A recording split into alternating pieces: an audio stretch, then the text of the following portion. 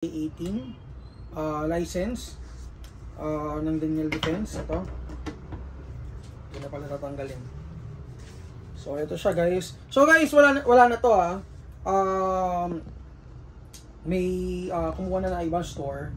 So just in case, pwede ko yung i-refer sa kanya. So sinet up natin to, nilagyan natin ng SOCOM suppressor around 7 inches.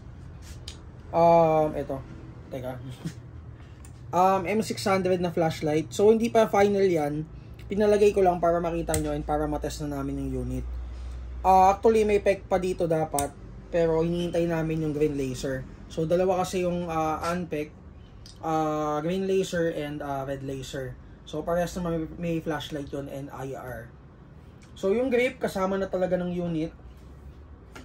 Itong bolt unit MK18 is meron siyang full markings. Yan. So para ka naka-RS niyan. And at the same time, si bolt is may blowback or EBBR tong unit na to, which is added dun sa realism niya. So may na rin to, markings din dito sa may receiver, DD markings, engraved markings. Doon naman sa optic niya, naka hollow sight siya, EOTech 558 color DE. So nagano talaga siya, pumagay siya dun sa mismong kulay ng unit. Mas maganda pa sana kung medyo dark, kaso lang wala na tayong colorway na ganon. Okay? So ito for details na lang ng mga nilagay namin, PM nyo na lang kami. Actually kung ako yung ipapag-setupin, para pala to kay Sir Mel. So kung ako papag-setupin, kasi nilagay lang namin yung pinalagay niya okay to, okay atong suppressor front. And mag-add lang ako, okay din to. Add lang siguro ako na magnifier dito, para just in case na medyo pang malayuan ng engagement, meron tayong magnifier. Kasi pwede mo naman i-flip to side yun just in case na ito lang gagamitin mo or CQB yung laruan. And ito, ilalagay ko siya dito, naka-offset dito, para hindi siya masyadong nakaharang dito, just in case itong gigrip mo, hindi siya tatama. So dito, pwede ka pang gumalit ng posisyon. So ayan, i-suggest ko na lang din sa kanya, para nandito lang siya, nandito yung rail, may offset dito yung rail. Okay, so tatest natin yung unit. So guys, again, blowback unit to, EBBR electric blowback rifle. So ayan, test natin. By the way, ito pala may kasamang flash hider to. So it's a quick detach suppressor. Madami tayong quick detach suppressor guys. Check nyo sa suppressor folder dyan sa Google Drive. So makikita nyo yan. And then, just in case na mapaibig kayo dito, magustuhan nyo tong unit na to, meron tayong mga bagong dating na 644 and hindi, 644 meron pa. And then 644 and 603 na WB and 620. So just in case PM tayo. Okay, test natin.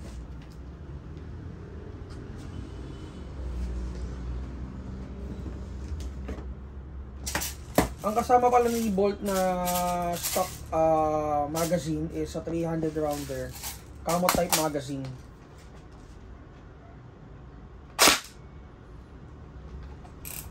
Hindi pa ba nakamo to? Yan. 395, 385, 394, 392, 385. Pulo to.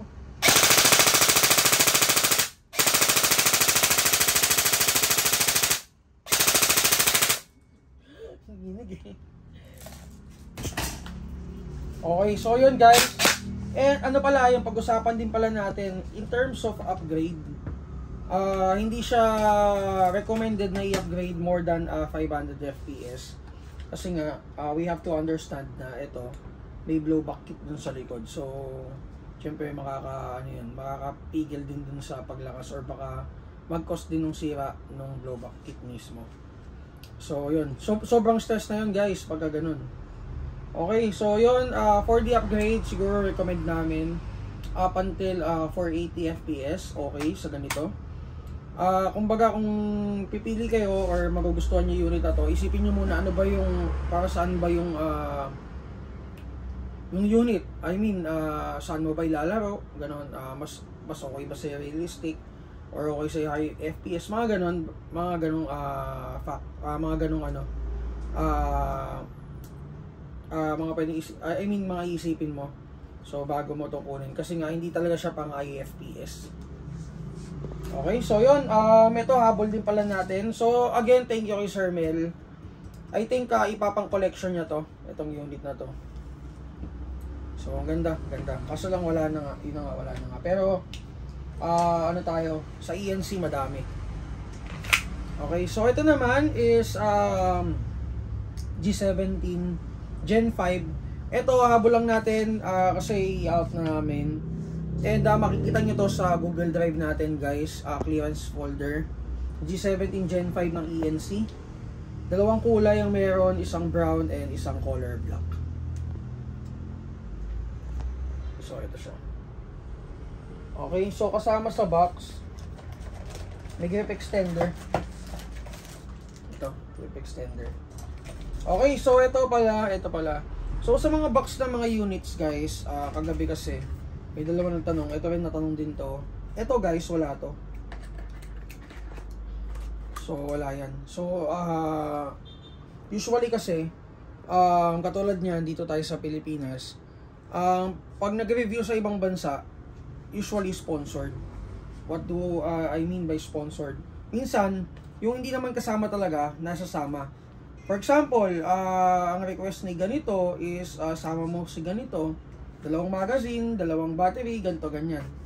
So, iba-iba kasi guys, hindi porke, for example, ganito, may box na ganito, is may kasama na to. Depende pa rin po, depende. So, ayun nga, naitatanong nga yan, so natanong din kagabi to sa isang sniper namin. Dalawa kasi yung slot ng magazine, and isa lang yung kasama, so isa lang talaga yung kasama. May standard kasi yung paggawa eh. So, hindi mo pwedeng specific dito kasi syempre magpo-posting din yung mismo manufacturer yun na ganito. Or depende rin sa request ng dealer. Okay? So, yun. Test na natin. Naisingit ko lang para syempre hindi na may tatanong sa amin just in case na yun nga, hahanapin yung laman. May laman ba to or wala? So, walang laman yung PNC. Okay. So, unit lang, grip extender, magazine, and yun na. 330. 340. Okay, so solid pa rin.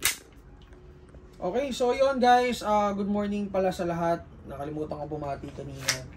And open yung shop natin today 10 AM to 6 PM. If ever may mga tanong kayo guys, PM lang kayo. Thank you.